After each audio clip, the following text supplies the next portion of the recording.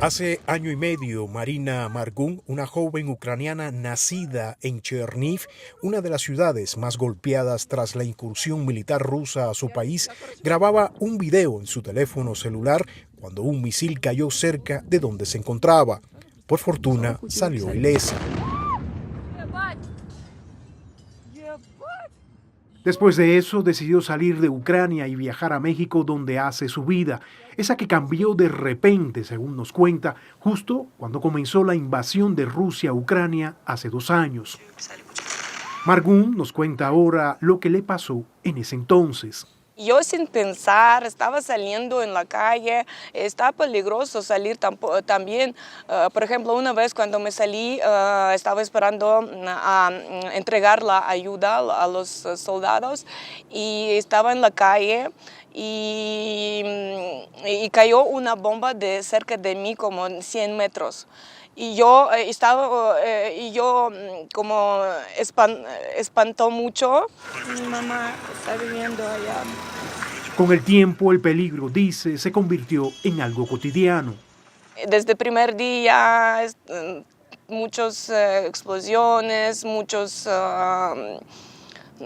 cosas estaban pasando, pero sabes cómo tú primer día no sabes qué hacer. Otros ucranianos que también han llegado a México no corrieron con la misma suerte que Margun. Este joven, nacido en Kiev y cuya cara no mostraremos en cámara por cuestiones de seguridad, perdió su pierna en el frente de batalla. Tiene 32 años y se incorporó al ejército de su país poco después de la invasión de Rusia a Ucrania. Estuvimos peleando sin parar durante estos 2 años y muchísima gente desafortunadamente ya no está con nosotros y mucha otra gente ha perdido sus extremidades y yo soy un claro ejemplo de esto. Cuenta que en agosto pasado, cuando se encontraba combatiendo en el este de Ucrania, pisó una mina antipersonal. Sus compañeros lo encontraron poco después. Desde hace un mes se recupera en México en una institución de salud privada.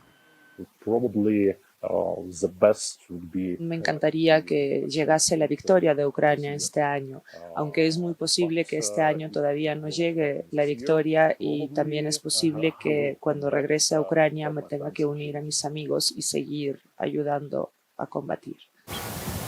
En este mismo hospital, otro combatiente que perdió su mano izquierda por una mina también recibe terapia. Los dos nos dicen que fueron contactados por la diáspora ucraniana en México, que se dedica, entre otras cosas, a gestionar fondos para apoyar a quienes necesitan tratamiento médico especializado por lesiones de la guerra.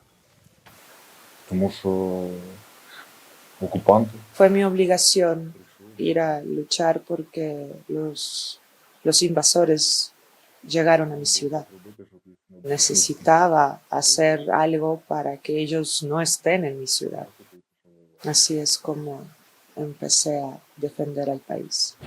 De acuerdo con datos del Instituto Nacional de Migración, entre enero y febrero de 2022, en los días anteriores y posteriores a la incursión rusa en Ucrania, llegaron a este país casi 10.000 ucranianos. La Embajada de Ucrania en México asegura que en estos 2 años, unos 20.000 ucranianos cruzaron la frontera norte mexicana para pedir asilo en Estados Unidos. En su paso por este país, las autoridades mexicanas le han brindado refugio, según ha manifestado el propio gobierno. CNN contactó al Instituto Nacional de Migración para saber cuántos ucranianos hay en el país, pero no obtuvimos respuesta. Margun no cree que la guerra termine pronto, mientras, dice, seguirá rehaciendo su vida en un país donde nunca pensó vivir. Tengo mucho dolor que me siento que la gente ya está olvidando, pero nosotros no estamos olvidando y necesitamos ayuda de la gente de cada país. Porque estamos viviendo no en nuestra casa, estamos viviendo en todos lados, pero tampoco no queremos regresar a nuestra casa. Rey Rodríguez, CNN, Ciudad de México. Bueno, ahora bien, ¿cómo puede salir Ucrania de un conflicto que parece estancado? Están atrapados en una guerra sin salida. Para abordar estas cuestiones nos enlazamos con el ex embajador de Chile en Rusia, Paulo Cabrera. Embajador, gracias por estar acá con nosotros. Sé que las comparaciones no son buenas nunca, pero quizás esto nos pueda poner en perspectiva y ayudarnos a entender lo que está pasando a 2 años de esta guerra, donde a corto y mediano plazo no se ve ni una salida militar ni una solución política. ¿Está Putin ganando esta guerra o la está ganando Zelensky? ¿Cómo se lo ve a 2 años? Buenas tardes, Rey. Mire, oyendo todo lo que las declaraciones recientes en este mismo programa, uno puede ver de que del drama estamos transitando a la tragedia. Creo que esta guerra hay que mirarla de diferentes perspectivas y hoy día está cruzada por contingencias que están sucediendo en cada país, que son contingencias políticas electorales que hacen difícil que una solución sea pronta. Y me refiero a la manera que comunicacionalmente esta guerra desde el día 1 la perdió por Rusia. Pero obviamente que Rusia está más centrada en su población, en su gente, en sus mensajes a su gente y tratar de mostrarse como una potencia todavía que puede participar y decidir los destinos del nuevo orden internacional. Por otro lado, está el tema geopolítico, el tablero geopolítico, donde alcanza a la seguridad de otros países, a la seguridad de toda Europa.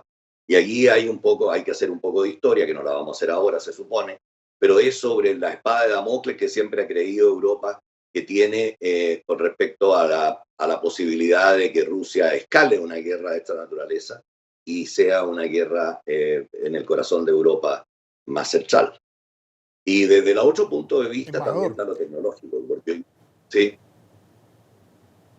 dígame. Yo quizás me voy a detener en esto que estaba diciendo, pero aunque muchos dicen, bueno, 2 años de una guerra empantanada, podría ser cierto, pero hay quizás muchos puntos en los que uno puede ya ir viendo cómo se puede ir desarrollando quizás en los próximos meses, y es, por ejemplo, el control del ejército ruso ya en Avdiivka, pues un repliegue de Ucrania, cambios en la estrategia militar y en las figuras principales militares en el ejército ucraniano, en fin, todas estas cuestiones. Y por el otro lado está un desgaste también en el tiempo y la reducción en cuanto a la ayuda a Ucrania, la ayuda militar me refiero, por supuesto.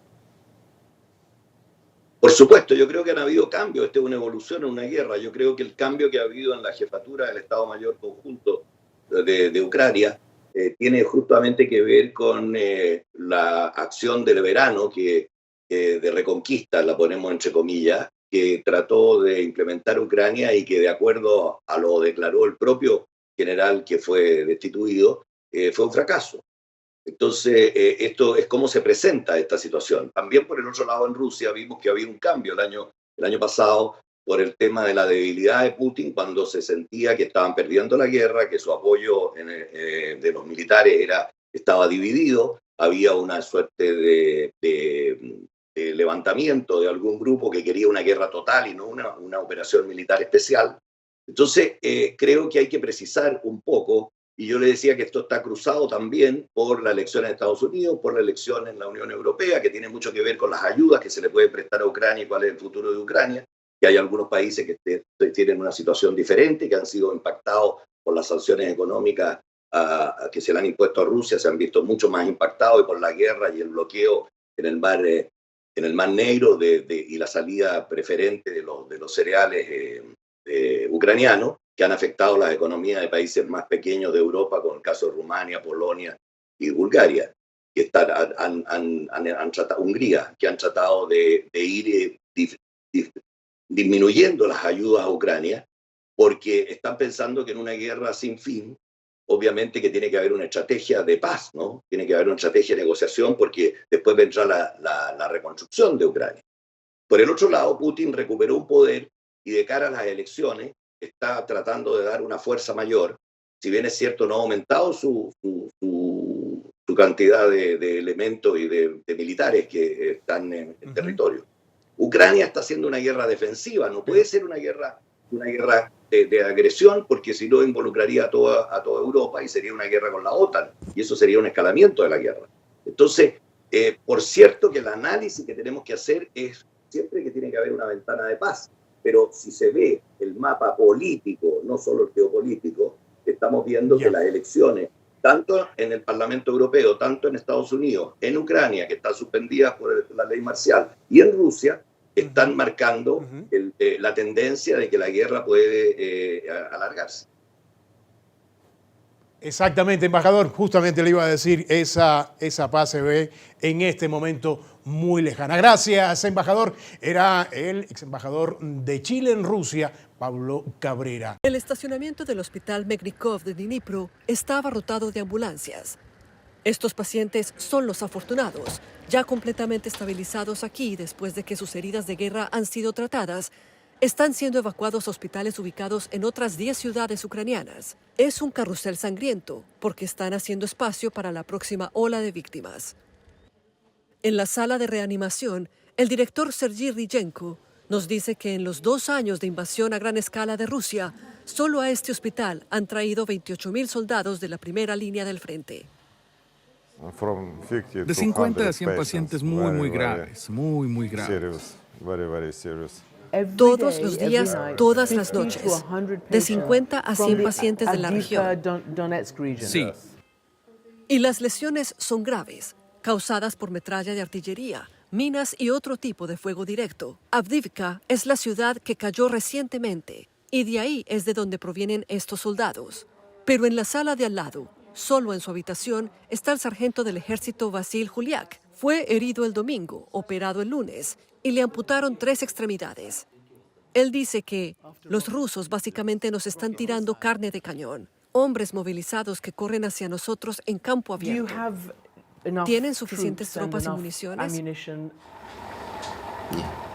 ¿Cómo combaten contra ellos? Estamos en nuestra propia tierra, dice Vasily. Luchamos hasta el final y no nos rendimos. Si pasan sobre nosotros, nuestras familias serían las siguientes víctimas. No tenemos derecho a perder. Esperando en un pasillo afuera están sus preocupados padres. Sabe, él no nos preguntó si podía ir, dijo Mykola. No le dijimos que no lo hiciera. Él dijo que tenía que hacerlo. Y su madre, Alina, nos dice que él dijo, haré todo lo que pueda y todo lo que esté a mi alcance. Como tantas familias ucranianas, han entregado a su hijo para la defensa de esta tierra desde que Putin comenzó a robársela hace 10 años.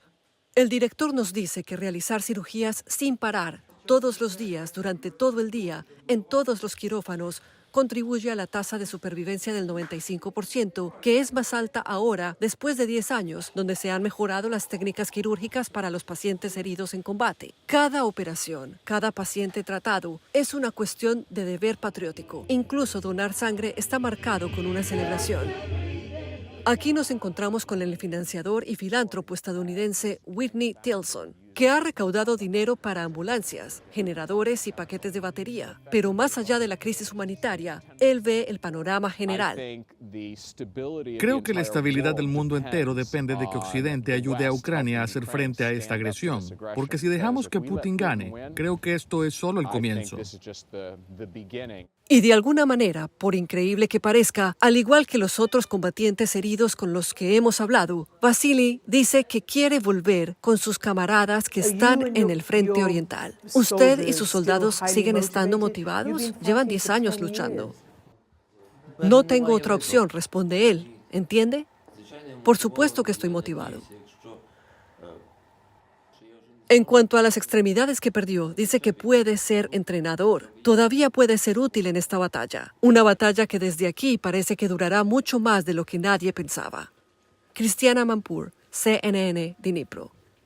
Y el presidente de Ucrania, Volodymyr Zelensky, afirmó este domingo que Rusia podría intentar una nueva ofensiva a finales de mayo o principios de verano. Sus comentarios se producen en el marco de la conmemoración por los 2 años de la guerra, en donde el presidente reiteró la necesidad de su nación de más armamento para continuar la lucha contra Rusia y aseguró que el país vive su momento más difícil cuando ya son 31.000 los soldados caídos en el conflicto. Así dijo. Escuchemos. Every human is a big loss. Cada ser humano es una gran pérdida para nosotros, y es una gran pérdida para nosotros que 31.000 soldados ucranianos hayan muerto en esta guerra.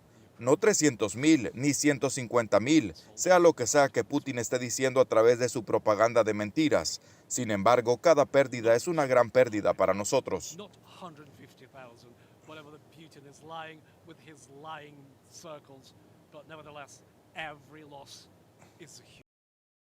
So you see the difference that U.S. aid makes, is what you're saying? Yes, it means that this year, if we will not get anything, we will not have any success. And also, You won't have any success?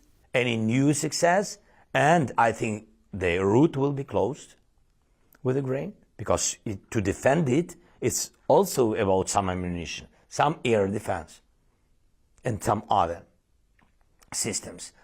And that's why without it, and we can't count on this That's corridor. a really stark comment. You're basically saying that there will be no new success for Ukraine if there's no new U.S. aid. Essentially, this all depends on U.S. aid. Steps, success forward will depend on USA. Yes. Not defending line, not only defending line. Because if you defend, just defend, you give possibility Russia, push you. Yes, small steps back, but anyway, we will have these steps back. Small one. But when you steps back, you lose people. We will lose people. Donald Trump appears that he is on the verge of becoming the Republican nominee for president. The last time I interviewed him, he refused to say if he wanted Ukraine or Russia to win this war. Are you prepared for him to be reelected? The decision who will be the president, decision of your society. But one moment. I hope it will not be so, but this way, but anyway, so if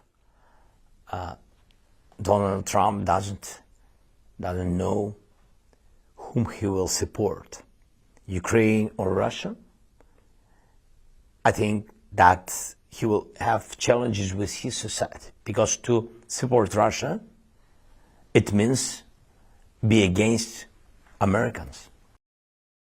¿Estados Unidos es el único que puede parar a Rusia en esta guerra con Ucrania? ¿Sin Estados Unidos no se puede detener a Rusia? Bueno, esa es la gran discusión hoy día, porque creo que la seguridad de Europa está primero, porque está más comprometida, está más cerca. El territorio es un tema elemental en el arte de la guerra, ¿no? Entonces, la cercanía y las distancias del territorio es importante, pero también tiene problemas en este minuto el apoyo financiero de Europa. Pero en el caso de los Estados Unidos, como se dice vulgarmente, depende de un hombre, parece ser del presidente de la Cámara, porque el apoyo fue prestado en el Senado, y faltaría la Cámara de Representantes, que está gobernada por los republicanos, y creo que está muy en línea con lo que está sucediendo en la política interna y en la campaña electoral de los Estados Unidos. Entonces, creo que Estados Unidos es vital, porque esta es una guerra muy extraña, ¿no? Es una guerra que se da en diferentes planos, y en este plano se está dando en la continuación de la guerra o el posible éxito de la guerra en el caso de Ucrania, se está dando en el Congreso de los Estados Unidos y no en el territorio ucraniano. Entonces, en las guerras largas traen estos problemas. Y este problema, por cierto, además de geopolítico y de seguridad, tiene la dimensión electoral tanto en Rusia como en Estados Unidos. Entonces, creo que esto se ha complicado una vez más y vemos que esta guerra es una guerra extraña, no es una guerra tradicional en términos reales, porque por un lado está la tecnología y por el otro lado está lo convencional, y quiénes son los que deciden al final del día cuál es la estrategia a seguir en la guerra.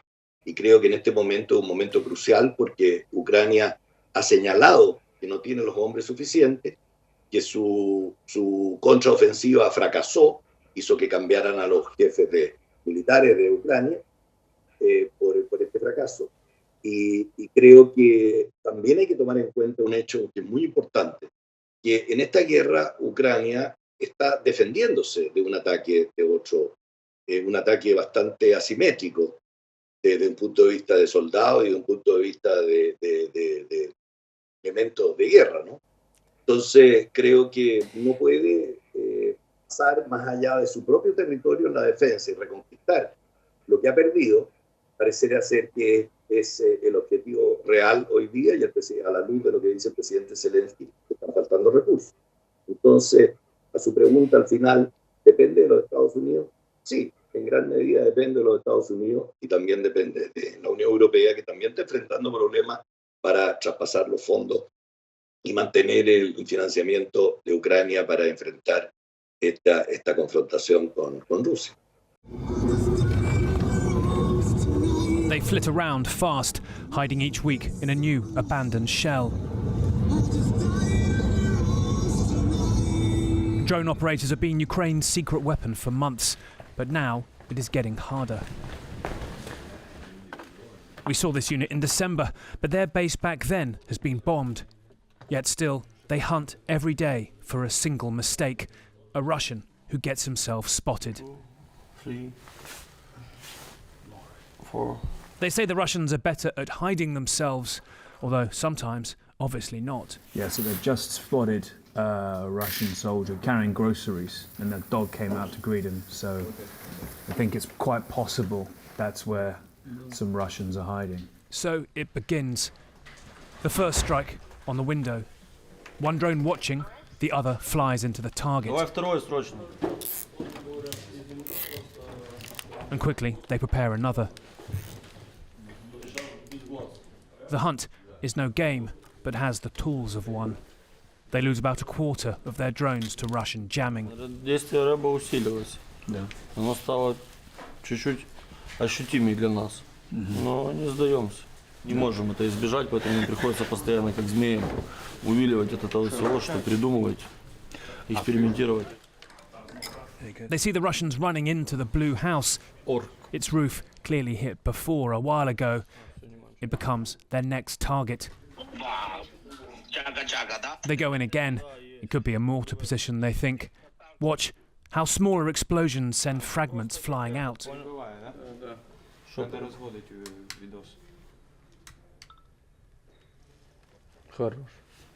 Не, ну не факт, что убили. Сейчас посмотрим. The Russians often have to stay injured inside the damaged building to not draw in more drones. Они стараются еще ждать, то есть они ждут какой-то момент.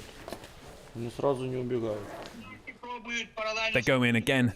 It could be a mortar position, they think. Then suddenly, the power goes out. The internet down and screens black, but remarkably, they barely miss a beat. The commander sparks up his cell phone 5G with the drone feed and a chat group directing the entire attack just from an iPhone. The smoke grows in intensity. They think they might have hit a weapons store. Там что-то есть. что-то. Походу быка было, да?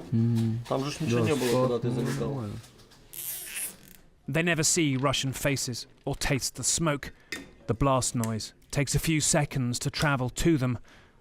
But this is still killing, up close yet far away. Strike, launch, repeat, all day.